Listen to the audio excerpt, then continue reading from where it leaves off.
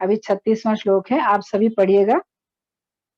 पापमेवाश्रयेदस्मान् हत्वेतानाततायिनः तस्मान्हा वयं हन्तु धातराष्ट्रान् सबन्धवान् स्वजनं हि कथं हत्वा सुखिनः श्याम माधव। अनुवाद है, यदि हम ऐसे आतताइयों का वध करते हैं तो हम पर पाप चढ़ेगा। अतः उचित नहीं होगा कि हम धृतराष्ट्र के पुत्रों तथा उनके मित्रों का वध करें। हे लक्ष्मीपति कृष्ण, इससे हमें क्या लाभ होगा और अपने ही कुटुंबियों को मारकर हम किस प्रकार सुखी हो सकते हैं। फिर आगे अर्जुन अपना तर्क प्रस्तुत करते हैं। यहाँ पर ये जो कुरुवंशी हैं, विशेषकर धृतराष्ट्र का जो टीम है, तो उसके लिए कहा गया है आतताई कहा गया। इनके लिए क्या कहा गया? आतताई शब्द का प्रयोग किया गया है। तो अर्जुन कहते हैं कि ये हालांकि आतताई हैं, लेकिन अगर मैं इनका वध करूंगा तो मुझे पाप चढ़ेगा और ये उचित नहीं है कि मैं धृतराष्ट्र के पुत्रों और उनके मित्रों का वध करूं। मतलब वध करने या युद्ध करने की स्थिति में अर्जुन बिल्कुल नहीं है। और आगे भगवान से कह रहे हैं, हे लक्ष्मीपति, माधव मतलब लक्ष्मीपति, तो इससे क्या लाभ होने वाले? सारे कुटुंबी मर जाएंगे। अब जब सारा परिवार नष्ट हो जाएगा, हमें कैसे सुख मिलेगा? हम दुखी हो जाएंगे, सबके मरने पर कोई बचेगा ही नहीं, तो हमें कैसे सुख मिल सकता है? तो अर्जुन का ये जो तर्क है, यहाँ पर प्रभुपाद 6 प्रकार के आतताइयों के बारे में यहाँ वर्णन कर रहे हैं। तो सबसे पहले नंबर पे है विष देने वाला, जो किसी को विष देता है। दूसरा, किसी के घर को जला देने वाला। फिर घातक हथियार से आक्रमण करने वाला, धन लूटने वाला, दूसरे की भूमि हड़पने वाला और पराई स्त्री का अपहरण करने वाला। ये जो 6 आतताई के जो गुण बताए हैं, यानी दोष है कि जो जो ये एक तरह से कहिए कि देखा जाए तो दुर्जन या आतताई व्यक्ति की सारी ये चीजें, उसकी खूबियां हैं। ये उसमें क्या क्या खूबी होती है? तो दुर्योधन ने ये सारे कार्य किए। सबसे पहला प्रारंभ करते हैं विष देने से। तो एक बार दुर्योधन ने योजना बनाई गंगा के किनारे जल विहार करने की। वहां पर पूरा टेंट वगैरह लगा के पूरी अच्छी व्यवस्था की और युधिष्ठिर महाराज वगैरह सबको आमंत्रित किया कि आप सब आइएगा, हम जल विहार करेंगे। उन्हें पता नहीं था कि इनकी क्या पाप नीतियां या कूटनीतियां चल रही हैं। सारे सहर्ष पांचों पांडव वहां पहुंच गए और जल विहार हुआ और इन्होंने बहुत ही चतुर जो रसोइया थे, उनसे बढ़िया बढ़िया व्यंजन पकवान बनवाए और सबको खिलाया। विशेषकर भीम को ज्यादा आग्रह कर करके खिलाए। और उसने क्या किया था, जो व्यंजन भीम को परोसे गए थे उनमें विष, वो सारे विषाक्त थे, विष उसमें डाला गया था। भीम और बाकी पांडव इस बात से परिचित नहीं थे और भीम का जो नाम है अति भोजी और अति मानवीय कार्य करने वाला, तो भीम ने बहुत भरपूर उन व्यंजनों का रसास्वादन किया। और जल क्रीड़ा हुई। जल क्रीड़ा के बाद बहुत थक गए तो सब लोग विश्राम करने चले गए। तो जब विश्राम कर रहे थे तो धीरे धीरे भीम के शरीर में विष का असर फैलने लगा और भीम प्राय मृत प्राय सोए रहे। और दुर्योधन ने फिर उन्हें वहां से जो जंगल में लताएं थी, उन लता पताओं से बांध कर और गंगा के किनारे पर जो ऊंची जगह थी उससे उनको नीचे जल में डाल दिया। लेकिन भगवान श्री कृष्ण की कृपा से भीम की रक्षा हुई और सुरक्षित वो वापस आए। लेकिन ऐसे कहा जाता है कि कुंती महारानी, पांडव सब जानते थे भीम की, दुर्योधन की करतूत को, लेकिन उन्होंने किसी के पास इसकी चर्चा नहीं की, क्योंकि वो जानते थे कि दुर्योधन बहुत दुष्ट है। अगर हम चर्चा करेंगे तो वो हमको अन्य प्रकार से वो और ज्यादा उत्पीड़न हमारा करेगा, इसलिए उन्होंने किसी के पास जिक्र नहीं किया इस बात का। फिर दूसरा जो है अग्नि जलाने का। तो जब इन्हें वहां भेजा गया था वारणावृत क्षेत्र में, तो क्या किया था, एक अपने जो मंत्री थे उनको सलाह दी कि तुम एक ऐसा भवन तैयार करो जो ज्वलनशील पदार्थों से बना हो, अर्थात ऐसे पदार्थ जिनको थोड़ी सी चिंगारी दिखाई जाए तो तुरंत भयानक अग्नि में रूपांतरित हो जाए। तो वो जो घर बनाया गया उसको लकड़ी, लाख और जूट जो होती है उसका इस्तेमाल करके उस लाक्षागृह का निर्माण किया गया था। और कहा जब पांडव रात को सोने चले जाएं तब दरवाजे पर आग लगा देना ताकि पूरा घर के साथ वो सब जल के मर जाएंगे। लेकिन भगवान की कृपा और विदुर जी की जो गोपनीय संदेश था उसकी कृपा से उनकी कृपा से पांडवों की रक्षा हो सकी। हालांकि उनके बदले में कोई और एक स्त्री और 5 उसके पुत्र थे, वो विश्राम के लिए वहां ठहरे थे। और ये पांचों पांडव तो नीचे भूमिगत एक सुरंग बनाकर वहां से सुरक्षित निकल गए थे। लेकिन एक स्त्री अपने 5 पुत्रों के साथ वहां विश्राम के लिए रुकी थी। वो उस घर में, वो उस लक्षागृह में जल गए थे। और उनको लगा कि जब जब शव मिले 5 पांडवों, वो 5 पुरुषों के और एक स्त्री का, तो उनको लगा कि पांचों पांडव कुंती महारानी के साथ जलकर भस्म हो चुके हैं। उन्हें प्रसन्नता हुई इस बात से। तीसरा जो घातक हथियार का आक्रमण करने वाला, तो ये भी दुर्योधन ने किया। जब इन्हें 12 वर्ष का जब ये वनवास झेल रहे थे, उस समय दुर्योधन के मन में ये ऐसी पूरी कल्पना ये आई कि अभी तो सारे पांडव जब वन में रह रहे हैं तो वो काफी निर्बल हो चुके हैं और उनके पास अस्त्र शस्त्र भी नहीं है। तो ये समय बहुत उचित है उनको परास्त करने का। तो क्या करते हैं, पूरे अस्त्र शस्त्र के साथ वो चढ़ाई करते हैं। जब लेकिन वो वन में, जो अद्वैय नाम का वन है, वहां पहुंचते हैं, तो क्या होता है कि वहां जो गंधर्व है, गंधर्व जो है उन पर आक्रमण कर देते हैं। और आक्रमण करते हैं तो क्या होता है, दुर्योधन को गंधर्व पकड़कर आकाश मार्ग से अपने गंधर्व लोक ले जाने लगता है। तो उस समय ना शकुनी ना कर्ण कोई भी उसकी रक्षा नहीं कर पाता है।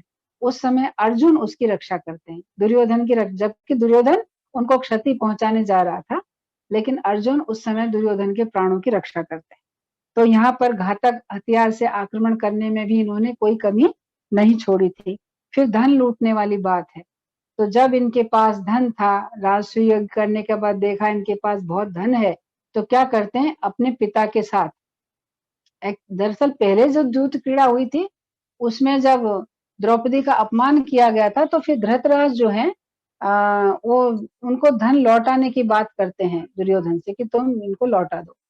लेकिन जब वो, उसको बड़ा मन में पश्चाताप होता है कि मेरे पिता ने फालतू ही उस धन को लौटाने की बात कही है, तो पुनः वो द्यूत क्रीड़ा के लिए उनको आमंत्रित करता है। और क्षत्रिय के लिए द्यूत क्रीड़ा और युद्ध दोनों ही आमंत्रण इस प्रकार के हैं कि वास्तविक जो क्षत्रिय है वो इसके लिए मना नहीं कर सकता। उसको कभी भी कोई अगर ललकारे युद्ध के लिए और द्यूत क्रीड़ा के लिए, तो क्षत्रिय जो है वो मना नहीं कर सकेगा। तो युधिष्ठिर महाराज और ये सब फिर से द्यूत क्रीड़ा में सम्मिलित होते हैं और उसमें ये अपनी कपट नीति से, जो शकुनी जो है उनके पासे फेंकने का अंदाज जो इस तरह का था, वो बेईमानी से, यानी चीटिंग करना जो होता है ना, उस तरह से करके वो उनका जो पूरा जो धन है उसको वापस वो हड़प लेते हैं। तो इस तरह से दूसरों का धन हड़पने की जो जो क्रियाकलाप है वो भी दुर्योधन के द्वारा हुआ है। फिर पराई स्त्री का अपहरण, तो जो द्रौपदी जो सती स्त्री है, द्रौपदी भगवान की भक्त है और वो सती है, उनकी कुल वधू है। ऐसे में उसने जब द्रौपदी को अपमानित करने के लिए भरी सभा में उनको बुलाया था, और दुशासन जो है वो इस तरह से उनको लेकर आया जो कदापि नहीं लाना चाहिए, जैसे केस पकड़ के बालों को खींचते हुए, जबकि कहते हैं कि सती स्त्री का स्पर्श करना भी मतलब बहुत गलत होता है और बहुत बड़ा अपराध है, बहुत बड़ा पाप लगता है इस तरह से। तो दुशासन इस तरह की क्रिया करता है और वस्त्र हरण करने का अपनी तरफ से पूरा प्रयास करता है, लेकिन श्री कृष्ण जो है अपने आप को वस्त्र के रूप में विस्तारित करते हैं और इतना अथाह वस्त्र द्रौपदी के अंग पर आता है कि वो दुशासन उसका अंत प्राप्त ही नहीं कर पाता है। अपनी तरफ से पूरा प्रयास करता है, थक जाता है, गिर जाता है थक कर, लेकिन उन वस्त्रों का अंत नहीं, क्योंकि अनंत कृष्ण के द्वारा वो वस्त्र प्रदान किया गया था, तो उसका अंत हो ही नहीं सकता था। तो इस तरह से जो 6 कार्य हैं आतताइयों के, ये 6 कार्य जो है दुर्योधन ने किए थे। तो यहाँ पर ये अर्जुन तो कह रहे हैं कि आतताइयों का वध करने में, ऐसे आतताइयों का वध करने में पाप लगेगा। लेकिन प्रभुपाद तात्पर्य में क्या कहते हैं कि ऐसे आतताइयों का तो तुरंत वध कर देना चाहिए, बिना किसी विचार के, एक क्षण भी विलंब नहीं करना चाहिए और ना ही किसी प्रकार का विचार करना चाहिए। कि उनका वध तुरंत कर देना चाहिए। लेकिन आगे फिर ये भी कहते हैं प्रभुपाद कि ऐसे आतताइयों का वध करना किसी सामान्य व्यक्ति को शोभा दे सकता है, लेकिन अर्जुन चूंकि भगवान का भक्त है, तो अर्जुन इस चीज के लिए तैयार नहीं है कि भले उन्होंने इतने अत्याचार हम पर किए हैं, इतना अन्याय हम पर किया है, लेकिन फिर भी मैं इनका वध नहीं करूंगा। तो यहाँ पर साधु प्रकृति की बात है कि ऐसा जो व्यक्ति है, साधु प्रकृति होनी चाहिए लेकिन कायर नहीं होना चाहिए। तो प्रभु, हालांकि अर्जुन कायर नहीं है, अर्जुन जो है साधु प्रकृति का है, लेकिन फिर भी कहते हैं कि धर्म की स्थापना करने के लिए अधर्म का तो हमको विरोध, ऐसे क्षत्रिय को अधर्म का विरोध करना ही चाहिए। तो प्रभुपाद ने भगवान श्री राम का उदाहरण देते हैं कि जब रावण के द्वारा माता सीता का अपहरण हुआ, तो भगवान वानरों की सहायता से, हनुमान जी की सहायता से लंका पार जाकर रावण का वध किए और सीता माता को पुनः सुरक्षित अयोध्या वापस लौटा कर लाए थे। तो कहने का तात्पर्य है कि ऐसे आतताइयों को दंडित करना या उनको दंड देना एक क्षत्रिय का धर्म है। और विशेष करके यहाँ पे जो युद्ध हो रहा है वो भगवान की इच्छा से हो रहा है। फिर आगे कहते हैं माधव, जो भगवान के नाम माधव शब्द का इस्तेमाल किया है, तो माधव का अर्थ है लक्ष्मीपति। माँ और धव मतलब माँ मतलब लक्ष्मी और धव मतलब पति। भगवान जो है माधव लक्ष्मी के पति हैं। और प्रभुपाद कहते हैं कि यदि कोई सिर्फ लक्ष्मी को ही पूजता है अपने इंद्रिय तृप्ति भोग ऐश्वर्य के लिए, क्योंकि लक्ष्मी जो है धन की देवी है ना, धन प्रदान करती है, तो लोग क्या करते हैं, नारायण को नहीं पूजते हैं, सिर्फ लक्ष्मी की पूजा करना चाहते हैं। तो लक्ष्मी की पूजा करते हैं तो क्या होता है, जैसे रावण सीता भगवान के बिना सीता माता को लेकर गया था, बदले में क्या हुआ, उसका वध हुआ। रावण मृत्यु को प्राप्त हुआ। तो जो लोग वास्तव में, लक्ष्मी जी भी तभी प्रसन्न होती हैं जब उनकी नारायण के साथ पूजा सेवा की जाए। लक्ष्मी जो है पतिव्रता है, और एक साधारण जो इस भौतिक जगत की भी कोई पतिव्रता स्त्री है, तो कभी भी इस बात से प्रसन्न नहीं होती है, जिस घर में उनके पति का सम्मान न हो, उस घर में वो कभी भी प्रवेश नहीं करेंगी। तो हमारे जैसे साधारण स्त्रियों को भी लगता नहीं, हमारे प्रभु जी को नहीं बुलाया, हम भी नहीं जाएंगे। या देखिए आप, लगता है ना ऐसा कि हमारे प्रभु को नहीं बुलाया, उनको तो निमंत्रण दिया ही नहीं, तो हम कैसे जाएंगे, हम भी नहीं जाएंगे। तो जब लक्ष्मी जी की कोई पूजा करता है और नारायण को स्थान नहीं देता है, तो लक्ष्मी उस घर में प्रवेश करेंगी? पहली बात तो करेंगी नहीं। और अगर मान लो ज्यादा उसका भक्ति भाव है, तो लक्ष्मी जी ने कर भी लिया, तो लक्ष्मी कैसी रहेंगी, स्थिर नहीं रहेंगी। और जो भी रहेंगी वहां, तो क्या होगा, जैसे लक्ष्मी जी का वाहन उल्लू है ना, तो ऐसे ही बुद्धि उसको प्रदान करेंगी। वो व्यक्ति धन प्राप्ति के बाद क्या बनेगा, उल्लू बनेगा, और धन का प्रयोग इसी तरह से करेगा, है। इसलिए जो वैष्णव हैं, जब भगवान के भक्त हैं, तो नारायण की भक्ति करते हैं। जब नारायण की भक्ति करते हैं, लक्ष्मी तो स्वयं आगमन कर जाती है वहां पर। जहाँ नारायण की पूजा सेवा होती है, तो लक्ष्मी तो स्वयं उपस्थित हो जाती है। बिना नारायण की लक्ष्मी एक पल भी नहीं रहती है। ये सोचने की बात है कि हम कैसे अकेली लक्ष्मी को खुश कर सकते हैं, कभी नहीं कर सकते, क्योंकि लक्ष्मी बिना नारायण के नहीं आती है। तो यहाँ पर माधव से ये तात्पर्य निकलता है। प्रभुपाद ने कहा भी इस तात्पर्य में नहीं, लेकिन प्रभुपाद ने पिछले कहीं तो तात्पर्य में कहा है कि लक्ष्मी देवी जो है तभी प्रसन्न होती है जब नारायण के साथ उनकी सेवा की जाए। तो आगे का श्लोक है 37 में है, यद्यपेतेन पश्यन्ति लोभोपहत चेतसः कुलक्षय कृतं दोषं मित्रदोहे च पातकम् कथं न ज्ञेयमस्माभिः पापादस्मान्निवर्तितुम् कुलक्षय कृतं दोषं प्रपश्यद्भिर्जनार्दन।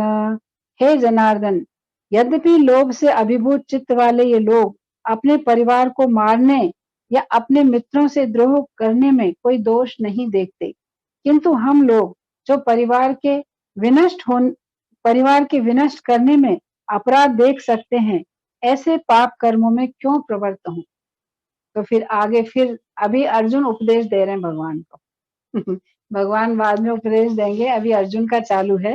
तो अर्जुन भगवान से कह रहे हैं, फिर यहाँ जनार्दन शब्द का प्रयोग हुआ है, हे जनार्दन।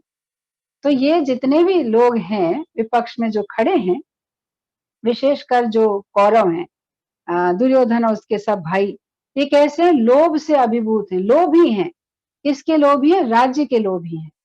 तो लोभ से इतने अभिभूत, यानी इतने उनका लोभ का इतना प्रभाव है कि वो देख नहीं पा रहे हैं कि हमारे मित्रों का, हमारे परिवारों का हम द्रोह कर रहे हैं, उनका हम वध करेंगे। ऐसा वध करने में किसी प्रकार का उन्हें दोष नहीं नजर आ रहा है। किंतु हम लोग, भगवान से अर्जुन कहते हैं, क्योंकि मैं और आप तो स्वयं भगवान हैं, आप श्री कृष्ण हैं, मैं आपका शिष्य हूँ। हम तो देख रहे हैं ना कि ये जो कितना परिवार को विनष्ट करने का कितना अपराध है, तो हम क्यों ऐसे पाप कर्मों प्रवृत्त हों? ये मारते हैं, ये वध करते हैं तो कर दें, हमको तो नहीं करना चाहिए, इसलिए मैं तो वध नहीं करना चाहता हूँ इन लोगों का। तो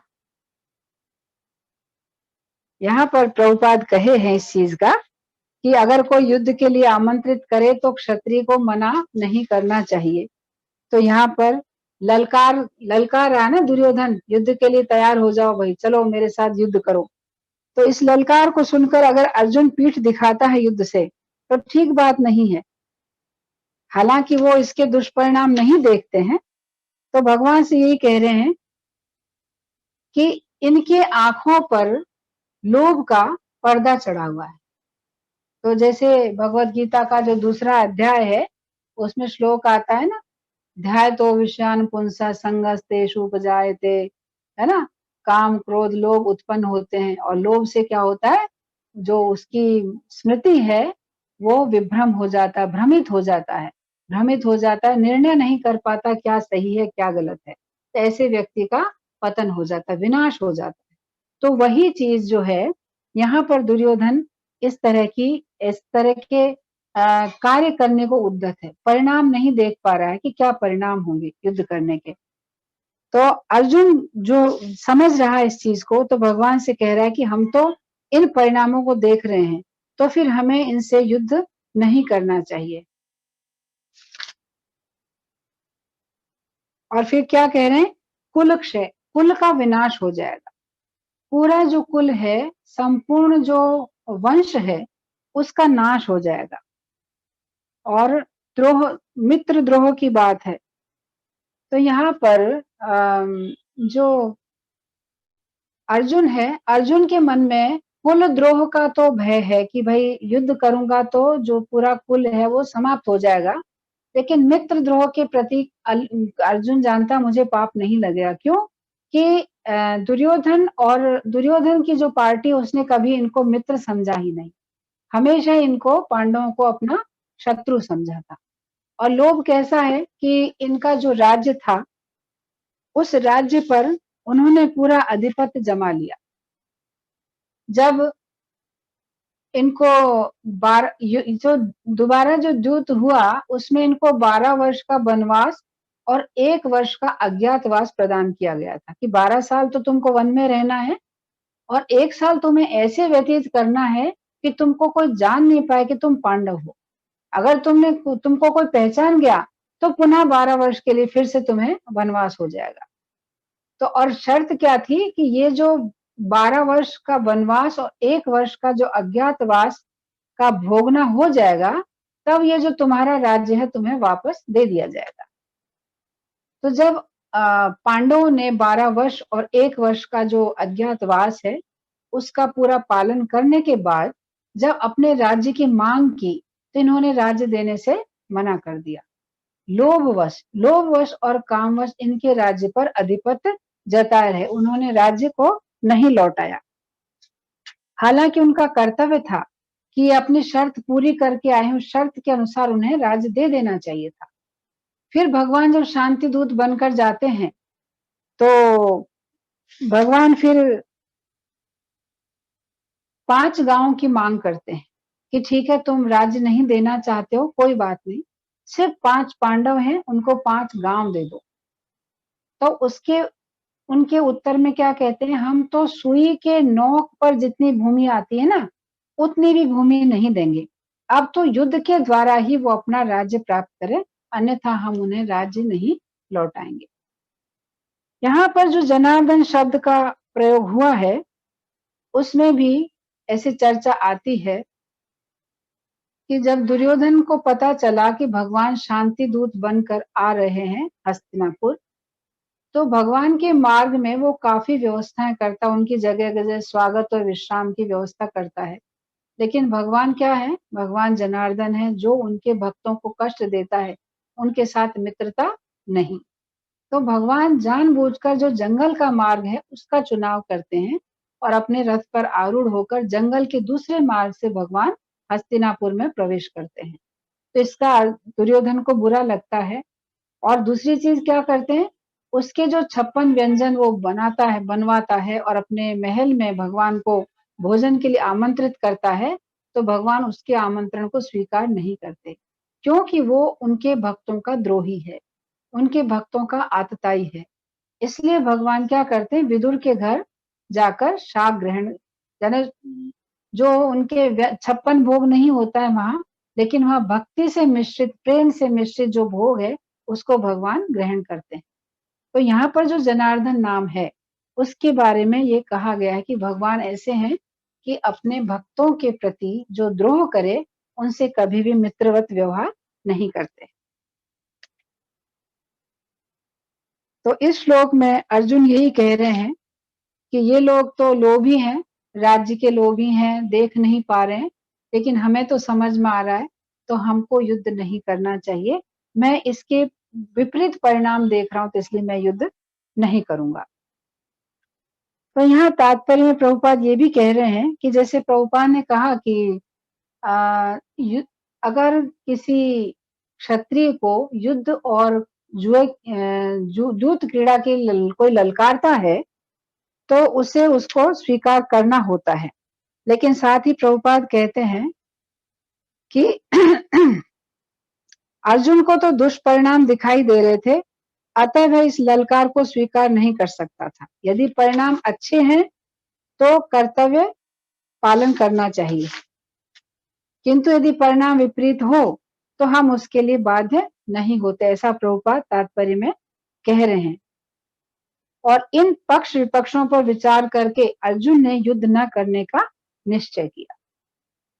तो फिर आगे का जो श्लोक है उसमें कहते हैं, कुलक्षय प्रणश्यन्ति कुल धर्मः सनातनः धर्मे नष्टे कुलम कृष्णम अधर्मो विभवत्युत। कुल का नाश होने पर सनातन कुल परंपरा नष्ट हो जाती है और इस तरह शेष कुल भी अधर्म में प्रवृत्त हो जाता है। अब यहाँ पर अर्जुन अगला अपना जो तर्क है वो रख रहे हैं।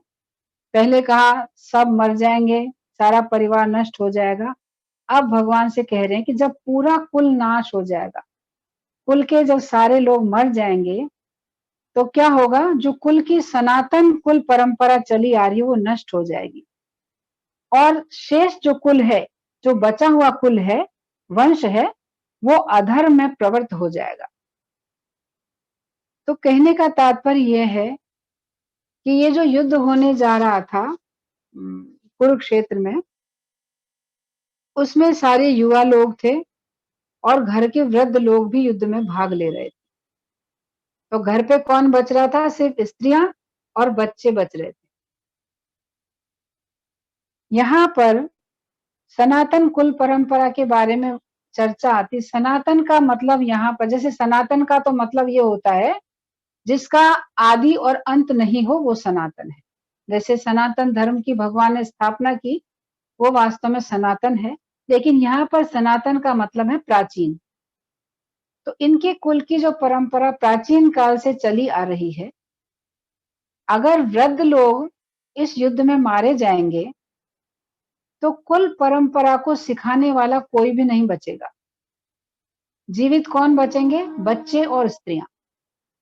और ये बच्चे जो हैं, जब युवा अवस्था को प्राप्त होंगे, क्योंकि इनमें कोई संस्कार डालने वाला नहीं है, कोई कुल की मर्यादा सिखाने वाला नहीं बचेगा, ये क्या करेंगे? मनमाना आचरण करेंगे।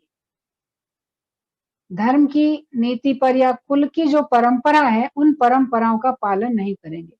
इसलिए कहते हैं घर में बुजुर्ग लोगों का होना बहुत आवश्यक होता है, क्योंकि जो वृद्ध लोग होते हैं, वो हमारे को हमको हमारे कुल की परंपराओं से परिचित कराते हैं। अगर घर में कोई वृद्ध नहीं है, कोई संस्कार या कोई कुल परंपरा को बताने वाला नहीं होता है, तो बाकी के जो लोग हैं, वो क्या करते हैं? मनमाना आचरण, स्वेच्छाचारी बन जाते हैं। तो यहाँ पर बताते हैं कि जब कुल वंश परंपरा नष्ट हो जाएगी, कोई बताने वाला नहीं बचेगा, वयोवृद्ध नहीं बचेंगे, तो क्या होगा? जो बच्चे बचेंगे, जो स्त्रियाँ बचेंगी, तो क्या करेंगे? अधर्म के व्यसनों में लग जाएँगे और मुक्ति लाभ से वंचित हो जाएँगे। इस तरह से बहुत अनिवार्य है कि वयोवृद्ध लोगों का वध नहीं होना चाहिए, उनका रक्षण होना चाहिए। तो वो क्या करेंगे? कुल परंपरा का पालन करेंगे, रक्षण करेंगे। फिर अगला श्लोक है, अधर्माभिभवात् कृष्ण प्रदुषन्ति कुलस्त्रियः स्त्रीषु दुष्टाशु वार्ष्णेय जायते वर्ण संकर। तो यहाँ पर अनुवाद है, हे कृष्ण, जब कुल में अधर्म प्रमुख हो जाता है, तो कुल की स्त्रियां दूषित हो जाती हैं और स्त्रीत्व के पतन से हे वृष्णिवंशी अवांछित संतानें उत्पन्न होती हैं। यहाँ पर भी सबसे पहले कृष्ण शब्द का, कृष्ण नाम का उपयोग किया गया है। तो कृष्ण का मतलब होता है सर्व आनंद देने वाले। जो कृष्ण है, वो समस्त आनंद को प्रदान करने वाले हैं। ऐसा भगवान से कह रहे हैं, आप तो आनंद को देने वाले हैं और भगवान का नाम जो है सर्व मंगलकारी है। ऐसा भगवान के नाम का उच्चारण करके ये बात कहना चाह रहे हैं कि कुल जो है अधर्म, कुल में अधर्म प्रमुख हो जाएगा, धर्म नष्ट हो जाएगा, क्योंकि धर्म का पालन करने के लिए वयोवृद्ध लोग या कुल की परंपराओं का निर्वहन करने के लिए या प्रशिक्षण प्रदान करने के लिए कोई वृद्ध लोग नहीं बचेंगे। तो अधर्म जो है, अधर्म का घर में बोलबाला होगा और जब अधर्म होगा, अधर्म के मार्ग पर स्त्रियां चलेंगी, तो स्त्रियां चलेंगी तो क्या होगा? स्त्रियां दूषित हो जाएंगी, अशुद्ध हो जाएंगी और उनका जो स्त्रीत्व है, जो उनकी पवित्रता है, वो पतित होगी। इसलिए हे वृष्णिवंशी, तो भगवान को वृष्णिवंशी कहकर संबोधित कर रहे हैं कि आपने वृष्णि वंश में प्रकट होकर वृष्णियों के नाम को क्या किया है? प्रकाशित किया है, महिमा प्रदान की है, प्रज्वलित किया है, उसको महिमा मंडित किया है। और अभी क्या होगा? हमारे वंश का नाश हो जाएगा। वंश का नाश होने से क्या होगा? कुल की स्त्रियां दूषित हो जाएंगी, सारी जो कुल परंपराएं नष्ट होंगी और स्त्रियां पतित हो जाएंगी। प्रभुपाद बताते हैं कि जीवन में शांति, सुख तथा आध्यात्मिक उन्नति का मुख्य सिद्धांत मानव समाज में अच्छी संतान का होना है। अगर हम सुखी और शांति वाला, प्रेम वाला समाज चाहते हैं, तो क्या होना चाहिए? हर घर में बच्चों में बहुत अच्छी तरह से संस्कार का बीजारोपण करना चाहिए। तो इसके लिए क्या बताया? स्त्रियां जो है कुलीन होनी चाहिए। स्त्रियों की पवित्रता, उनका सतीत्व, स्त्री का सती होना बहुत आवश्यक हो, पतिव्रता होना बहुत, यानी शुद्ध होना बहुत आवश्यक है। शुद्ध हो स्त्री एक तरह से, तो बहुत अनिवार्य है। जब एक स्त्री कुलीन आचरण करने वाली होगी, तो कहते हैं यहाँ पर जैसे छोटे बच्चों में संस्कार डाले जाते हैं, स्त्रियों को माता पिता, उनके गुरु इस बात का प्रशिक्षण प्रदान करते हैं कि आप स्त्री, आपको किस तरह, आपको दोनों कुलों की जो मर्यादा उसका पालन करना है, ये शिक्षा प्रदान की जाती है। तो स्त्री अगर सही मार्ग पर है, तो पूरे घर को वैकुंठ बना सकती है। और स्त्री अगर पति की अनुरूप कार्य करती है, कि मतलब स्त्री में वो शक्ति होती है, मातृ शक्ति इतनी शक्तिशाली है, अगर वो सही मार्ग पर चलती है, तो पूरे घर को कुल की परंपरा पर चलने पर प्रशिक्षित करके उनको पूरे परंपरा में स्थित करती है और घर को, परिवार को, समाज को, राष्ट्र को एक अच्छी संतान दे सकती है। और जैसा कहते हैं कि स्त्री अगर श्रेष्ठ गुणों से संपन्न हो, तो स्त्री को अर्धांगिनी कहा गया है। तो जो अगर मान लो किसी का पति अगर भक्ति में है, आध्यात्मिक जीवन व्यतीत कर रहा है और पत्नी उसे सहयोग करती है, तो सिर्फ सहयोग करने मात्र से, यानी उसको जो सकारात्मक ढंग से अगर पति को सहयोग करती है, तो पति जो कुछ भी भगवान की सेवा कर रहा है, उसका लाभ उसको ऐसे ही मिल जाता है। ये बहुत बड़ी मतलब ये चीज़ के लिए है, ये उसी स्त्री पर लागू होता है, जो स्त्री पति के अनुकूल चलती है। अर्थात अपने कुल की परंपराओं का जो एक नारीगत जो कर्तव्य हैं, उनका पालन करते हुए, जैसे बहुत सारे हमारे इसमें उदाहरण है, अनसुईया माता का उदाहरण है, जो सीता जी को भी शिक्षा प्रदान करती वनवास के काल में। सीता माता जाती है ना माता अनसुईया से मिलने के लिए, दर्शन करने, सारे ऋषियों के आश्रम में भगवान जाते हैं, तो वो सीता जी को भी वो शिक्षा प्रदान करती हैं। इस तरह से सतियों की भूमि रही है। तो यहाँ पर कहने का तात्पर्य यही है कि स्त्रियां अगर संस्कारी हों, जैसे अभी भी जो भी छोटी बालिकाएं हैं, उनको अगर बचपन से ही संस्कार डाला जाए, वो अच्छी माताएं बनेंगी। और माता सबसे पहली गुरु होती है ना? सबसे पहली गुरु कौन होती? माता होती, जो अपने बच्चे को प्रशिक्षण करती है। और माता के ऊपर डिपेंड करता है, अगर वो कुल परंपराओं का या जो नारी के जो कर्तव्य हैं उनका पालन करती है, तो वो अपने बच्चों को, जैसे कृष्ण भावनामृत में कोई माता है, अपने बच्चों को बचपन से कृष्ण भावना भावित बनाएगी, तो अच्छे संस्कार से संपन्न होंगे, तो क्या होगा? इस देश को एक अच्छा प्रचारक, अच्छा भक्त मिलेगा, जो इस तरह से जब भक्तों का समुदाय बनेगा, तो देश की छवि कुछ और होगी। तो इस तरह से यहाँ पर वर्णन करते हैं कि अगर कुल में जब अधर्म प्रमुख हो जाएगा, जब कोई धर्म का पालन करने वाला या धर्म को बताने वाला नहीं बचेगा। और स्त्रियों के बारे में प्रभुपाद यहाँ पर लिखे हैं कि स्त्रियां और जो बच्चे, इनका जो मन है बहुत कोमल होता है, इनकी भावना, इनका हृदय बहुत कोमल होता है, किसी भी बात से इनका हृदय द्रवित हो जाता है। तो कई लोग स्त्रियों को ठग लेते हैं, उनको मूर्ख बना देते हैं, क्योंकि स्त्री सरल हृदय होती हैं, भावुक होती हैं, और बच्चे भी ऐसे बाल सुलभ उनका मन होता है। तो जैसे स्त्रियों को, बच्चों को कोई भी पथ से भ्रष्ट कर सकता है, इस तरह से स्त्रियों के बारे में भी कहा है।